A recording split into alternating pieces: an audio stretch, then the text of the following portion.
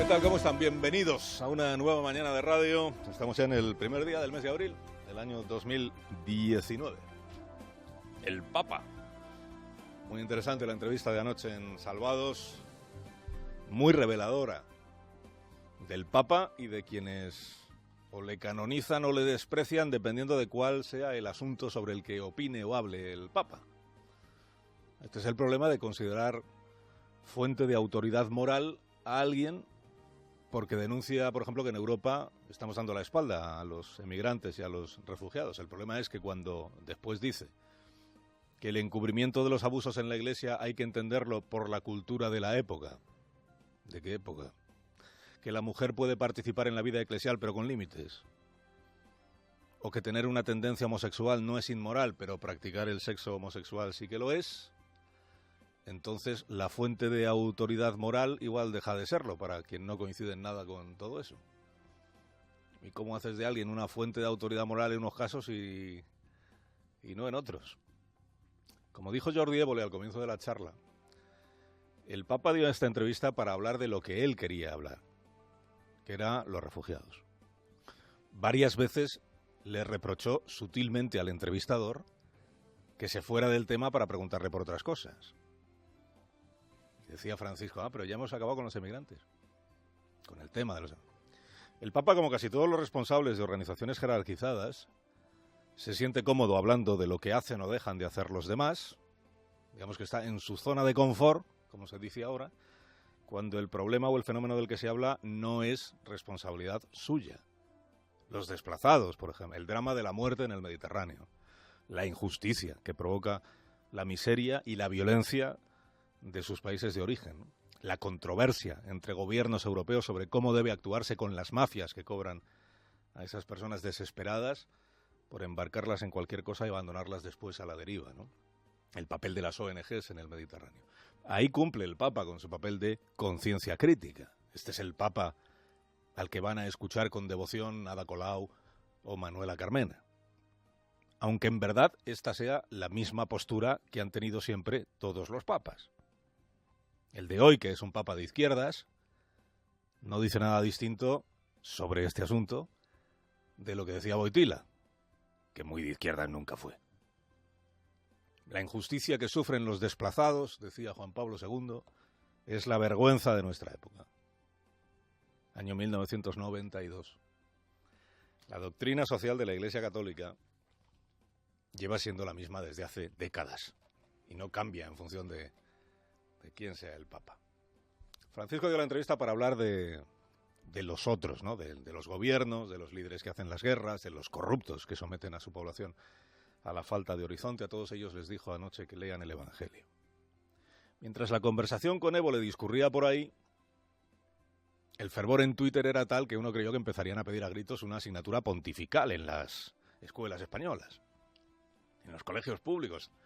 Este referente que es Francisco, ¿no? Alabado sea el Papa, que ilumina el corazón del mundo. Pero luego le empezó a tocar ya al Papa responder a preguntas sobre lo suyo. Lo que él gobierna, que es la Iglesia Católica, presente en todo el mundo. Él es el responsable máximo de una organización jerarquizada. También de un Estado, que sea pequeñito, el Estado de la Ciudad del Vaticano. También de las leyes que rigen en ese Estado. Del sistema judicial que funciona en ese Estado y de la forma en que ese Estado se financia. Cuando llegó el momento de hablar de lo que sí es responsabilidad suya, a Francisco se le vio menos cómodo que en la primera parte de la entrevista. Por ejemplo, sobre los abusos en la Iglesia y el encubrimiento. Mira, una época hay que interpretarla con la hermenéutica de la época. En una época era costumbre tapar todo. Y no son los abusos de la Iglesia, los abusos de las familias. La inmensa mayoría. Las estadísticas de las Naciones Unidas me hacen temblar, ¿no? De las cosas que yo no sabía que era tanto. Eso quiere decir que se ha tomado una conciencia distinta, un modo de proceder distinto. Y en eso creo que hay que seguir adelante. La hermenéutica. Desde el burladero de la hermenéutica habla el Papa de la cultura del pasado. Claro, hay que preguntarle de qué pasado habla, porque su desplante a una de las víctimas de los abusos en Chile, el capote que le echó él al obispo acusado de encubrimiento en Chile, Todo eso se produjo hace solo un año. No son tiempos pretéritos. O lo son, pero bastante cercanos. Sobre la discriminación de la mujer en la iglesia que él conduce. La iglesia no puede ser iglesia sin la mujer. Porque la iglesia es mujer, es femenina. Es la iglesia, no el iglesia.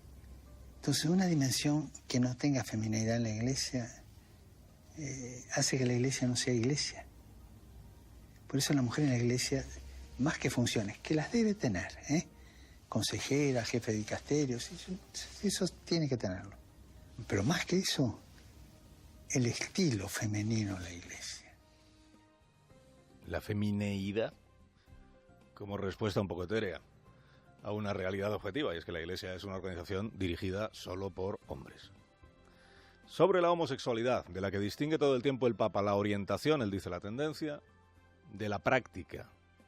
Lo primero no es objeto de sanción moral, lo segundo sí. En su forma de expresarlo, es pecado lo segundo.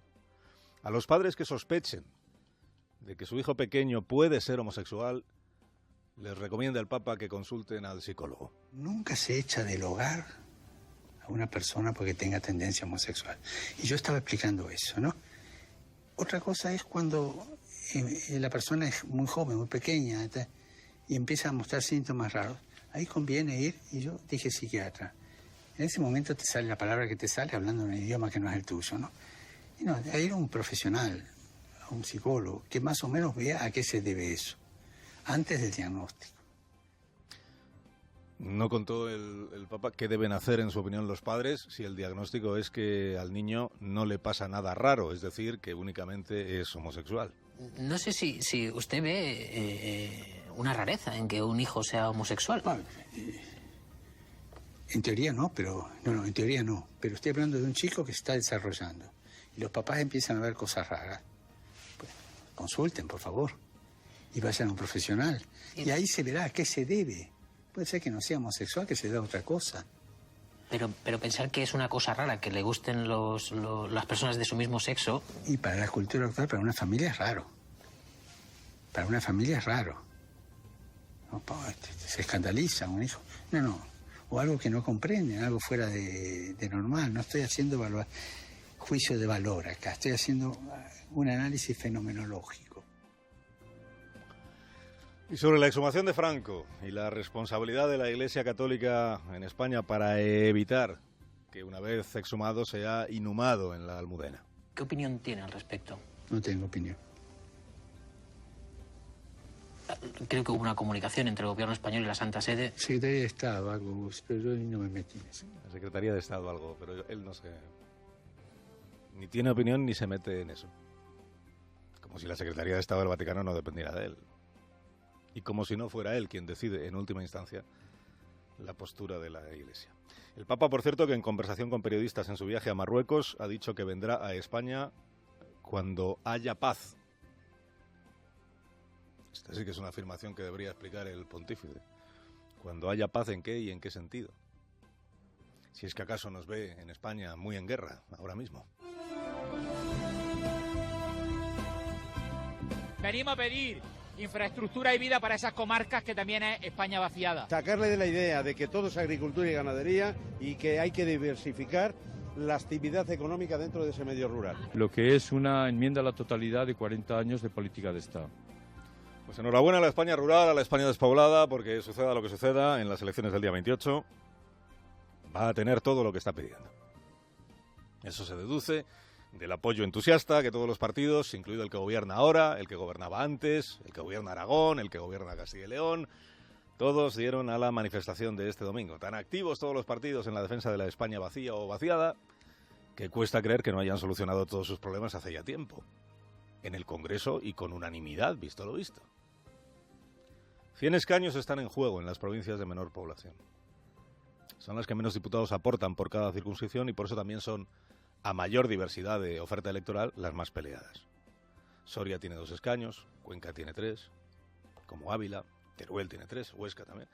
Tacita sale casi un tercio del Congreso de los Diputados. Por eso cuando llegan las elecciones, pues se ve a un presidente de gobierno visitando explotaciones ganaderas, a un líder de Ciudadanos retratándose en un prado, a un aspirante del PP subiéndose al tractor.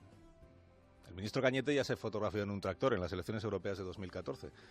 Pablo Casado ha ido más allá porque él es de pueblo, él nació en un pueblo y por tanto se maneja mejor en ese ambiente. Y ayer le grabaron un vídeo en el que se le ve muy suelto a Pablo Casado, se sube al tractor, lo arranca, acelera. En el vídeo no se ve a dónde fue con el tractor ni cuándo se bajó, de modo que es posible que aún siga a esta hora allí arriba, disfrutando de la España del campo. Bueno, además de los candidatos luciendo botas y chaquetilla verde rural, faltaba el otro clásico de las campañas electorales en España. ¿Cuál? Pues meter el miedo en el cuerpo a los pensionistas. Y eso también llegó ayer. Pedro Sánchez sostiene que el Partido Popular se propone recortar la pensión de los jubilados en un 40%. Y tan en serio lo sostiene que ayer echó unas cuentas en pleno mitin. La pensión mínima en nuestro país es de 677,90 euros, sin cónyuge a cargo, me refiero. Bien, pues con ese recorte del 40% que está proponiendo el Partido Popular a las pensiones en nuestro país, estaríamos hablando de que los jubilados y jubiladas empezarían a cobrar poco más de 400 euros al mes. ¿Cuál es ese recorte que está proponiendo el PP? Pues en realidad no existe tal propuesta. El PP no, en rigor, no ha propuesto recortarle la pensión a nadie. Lo que el nuevo gurú económico de Pablo Casado, el señor Lacalle, decía ayer en una entrevista, no es que pretenda bajar un 40% la pensión, sino este otro clásico de las campañas electorales de la derecha. Lo que decía es que son las políticas de izquierda las que ponen en riesgo las pensiones. Subiendo los impuestos perjudican la creación de empleo. Sin más cotizantes, las pensiones se vuelven insostenibles. Y al final el debate que tendremos será cuánto hay que rebajar las pensiones. O sea que estamos en lo de siempre. Alfonso Guerra asustaba a los viejos en los 90. Les decía que como gobierne Aznar, os roba la cartera. Javier Arenas, año 2000, les asustaba diciendo Zapatero. Si gobierna Zapatero, las pensiones se van a tomar viento. 2004. Menos mal que firmaron los partidos políticos una cosa llamada el Pacto de Toledo, con el compromiso de no incurrir en el asustaviejos cada vez que llega una campaña electoral. Ellos te la quieren quitar, yo te la voy a blindar. Ayer dijo Sánchez que su promesa es blindar las pensiones en la Constitución. Mucha promesa es el blindaje porque requiere de una reforma de la Constitución en un Parlamento como el que viene. Y no es fácil, la reforma. Ya prometió el presidente reducir los aforamientos en 60 días... Y ahí siguen en pie todos los fueros. Carlos Alsina, en Onda Cero.